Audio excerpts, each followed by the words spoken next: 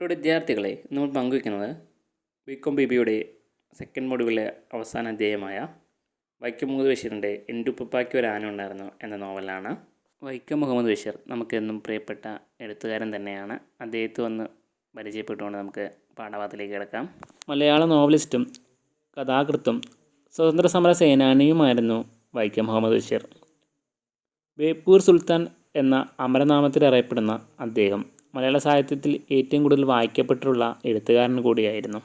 അതുമാത്രമല്ല, അദ്ദേഹത്തിൻ്റെ മഹിമ വായനക്കാരല്ലാത്തവർക്ക് പോലും ബഷീറിൻ്റെ കഥാപാത്രങ്ങളെ വളരെ അടുത്തറിയാം.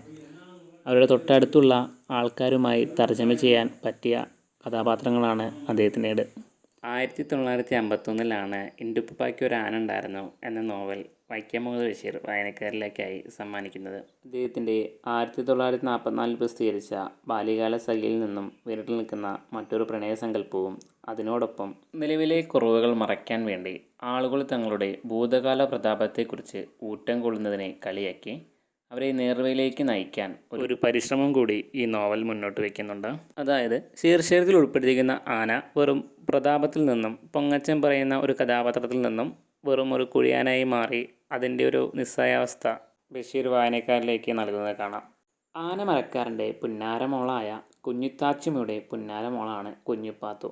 ഈ കഥാപാത്രത്തിലൂടെയാണ് ഈ നോവൽ നീണ്ടു പോകുന്നതും. കുഞ്ഞിപ്പാത്തുവിൻ്റെ അമ്മ കുഞ്ഞിത്താച്ചു ഇടയ്ക്കിടയ്ക്ക് ഒരു പൊങ്ങച്ചം പറച്ചിലുണ്ട്. എൻ്റെ ഉപ്പുപ്പായ്ക്ക് ഒരു ആന ഉണ്ടായിരുന്നു, വലിയൊരു കൊമ്പനാന. തൻ്റെ അച്ഛൻ അടിയമക്കാർ അമ്മയെ ആനപ്പുറത്താണ് പെണ്ണ് കാണാൻ വന്നത് എന്നൊക്കെ ഇങ്ങനെ പറഞ്ഞുകൊണ്ടേയിരിക്കും. ഇത് കേട്ട് വളർന്ന കുഞ്ഞിപ്പാത്തു ഈ കേട്ട ആനയെ സ്നേഹിച്ചു തുടങ്ങിയിരുന്നു. ഇങ്ങനെ സമ്പന്നമായ ഈ കുടുംബത്തിൽ വളർന്നിരുന്ന കുഞ്ഞിപ്പാത്തു കഠിനമായ മതച്ചട്ടക്കൂടിനകത്തും കൂടിയാണ് വളർന്നു വന്നിരുന്നത്. മതത്തെ സംബന്ധിച്ച് എന്തും അവൾക്കറിയാം. അതിൽ അവളുടെ അറിവ് വലുതാണ്. ഈ പ്രപഞ്ചത്തെ സൃഷ്ടിച്ച പരമകരുണയായ ദൈവത്തെയും പ്രവചകന്മാരുടെ കഥകളെയും അവൾ മനസ്സിലാക്കി അനുസരിച്ചിരുന്നു. ശരീരം മുഴുവനും ആഭരണങ്ങൾ അണിഞ്ഞ് നടക്കുവാൻ അവൾക്ക് ഭാരമായി തോന്നിയിരുന്നുവെങ്കിലും അമ്മ പറഞ്ഞു നടക്കുന്ന ഈ പൊങ്ങച്ചം അല്ലെങ്കിൽ പ്രതാപം സംരക്ഷിക്കാൻ അവൾക്കത് ഉപേക്ഷിക്കാൻ കഴിഞ്ഞില്ല. അവൾക്ക് 14-ാം വയസ്സ് മുതൽ തന്നെ അനേകം വിവാഹാലോചനകൾ വന്നുപോയിരുന്നു. എന്നാൽ അവയൊന്നും ഇവരുടെ പ്രതാപത്തിന് ഒത്തുവന്നില്ല. അങ്ങനെയിരിക്കെ 21 വയസ്സായപ്പോൾ കുടുംബത്തിൽ നടന്ന ചില കേസുകളിലും പള്ളിയിലെ കേസുകളും പെട്ട് അവരുടെ സമ്പത്തെല്ലാം മുഴുവൻ നശിച്ചു പോകുന്നു. കഥകളിൽ പറഞ്ഞു കേട്ട ലോകാവസാനം പോലെയാണ് അതവൾക്ക് അവരുടെ കുടുംബത്തിനും തോന്നിയത്. ഞാൻ എന്നഹങ്കരിച്ച രാജാക്കന്മാരെവിടെ എന്ന അവസ്ഥയായി ആ കുടുംബത്തിന്. അവർ അങ്ങനെ ഒരു വൈക്കോൽ കുടിലേക്ക് മാറുന്നു. അതിന് തൊട്ടടുത്ത് ഒഴിഞ്ഞ വീട്ടിൽ പുതിയ താമസക്കാർ വരുന്നു. നിസാർ അഹമ്മദ്, അയാളുടെ പെങ്ങൾ ആയിഷ. വാപ്പ കോളേജ് പ്രൊഫസറായിരുന്നു. ഉമ്മ കഫ്രിച്ചികളെ പോലെ വസ്ത്രം ധരിക്കുന്ന ഒരാളായിരുന്നു. അതായത് ഒരു വൃത്തിയില്ലാത്ത വസ്ത്രം ധരിക്കുക എന്നാണ് അതിൽ ഉദ്ദേശിക്കുന്നത്. ഇവിടെ നിസാർ അഹമ്മദിൻ്റെ കുടുംബം ഒരു ആധുനിക ചുറ്റുപാടിൽ വളർന്നു വരുന്ന കുടുംബമാണ്. അദ്ദേഹത്തിൻ്റെ പെങ്ങൾ ആയിഷ ആടുകയും പാടുകയും ആധുനികമായി ജീവിച്ചു വരുന്ന ഒരു വ്യക്തിത്വമാണ്. എന്നാൽ ഈ പാത്തുവിലേക്ക് പോകുമ്പോൾ അവളാകട്ടെ മതപരമായ കാര്യങ്ങളെല്ലാം അവൾക്ക് നന്നായി അറിയാം. എന്നാൽ അവൾ സംസാരിക്കുന്ന ഭാഷയും പ്രാദേശികമായിരുന്നു.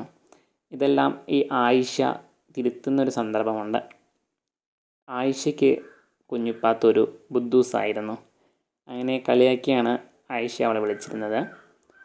അങ്ങനെ ഇരിക്കെ ഒരു ദിവസം ഈ കുഞ്ഞിപ്പാത്തു ഒരു കുഞ്ഞിക്കിളിയെ രക്ഷിക്കുന്ന ഒരു രംഗമുണ്ട്.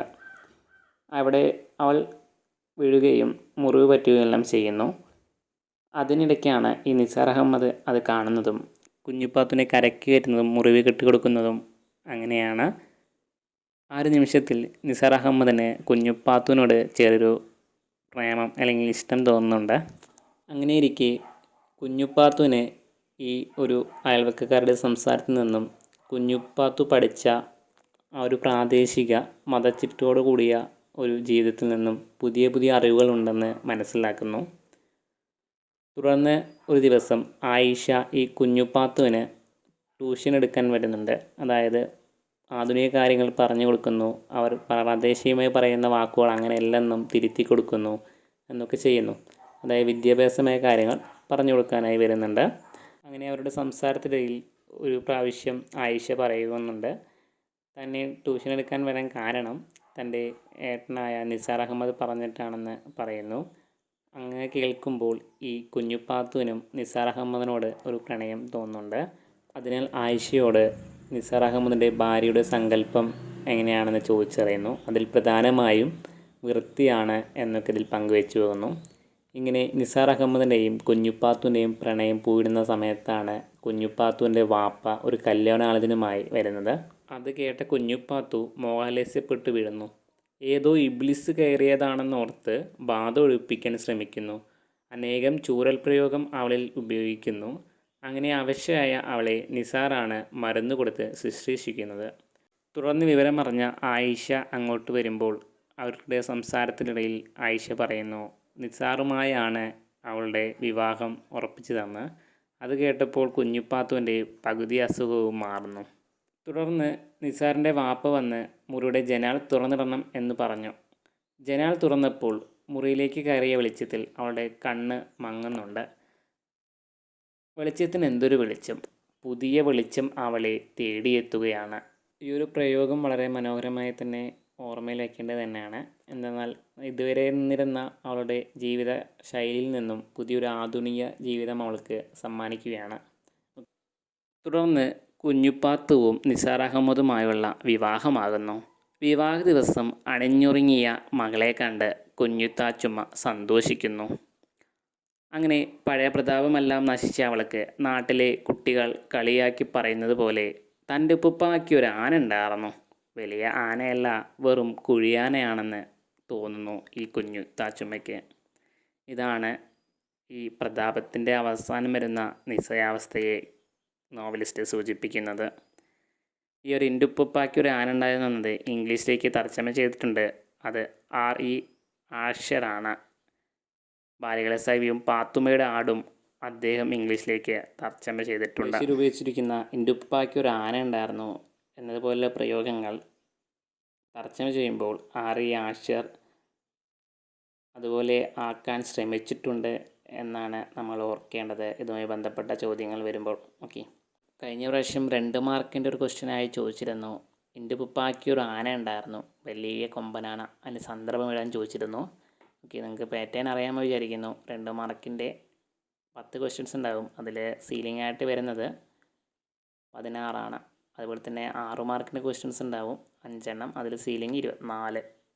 ഇപ്രാവശ്യം നമുക്ക് 6 മാർക്കിൻ്റെ ക്വസ്റ്റ്യനിൽ ഈ ഒരു ക്വസ്റ്റ്യൻ ചോദിക്കാൻ സാധ്യതയുണ്ട്. അതായത് ഈ ഒരു പാഠഭാഗത്തുനിന്ന് ക്വസ്റ്റ്യൻ. ഓക്കെ, അടുത്ത് 10 മാർക്കിൻ്റെയാണ്. അതിന് 2 ക്വസ്റ്റ്യൻസ് ഉണ്ടാവുള്ളൂ. ഏതെങ്കിലും ഒന്ന് എഴുതിയാൽ മതി. അങ്ങനെയൊക്കെ എന്തെങ്കിലും സംശയങ്ങളുണ്ടെങ്കിൽ നിങ്ങൾക്ക് താഴെ ഒരു വാട്സപ്പ് ഗ്രൂപ്പ് ഉണ്ട്, അതിൽ ചോദിക്കാവുന്നതാണ്. വാട്സപ്പ് ഗ്രൂപ്പിൽ ജോയിൻ ചെയ്തിട്ടുള്ളൂ. നിങ്ങളുടെ റിസൾട്ട് അറിയാനും കാലിക്കറ്റ് യൂണിവേഴ്സിറ്റിയുമായി ബന്ധപ്പെട്ട എന്തെങ്കിലും വിവരങ്ങൾ എത്രയും പെട്ടെന്ന് അറിയാനും ആ ഒരു ഗ്രൂപ്പ് ഉപകാരപ്രദമാകും.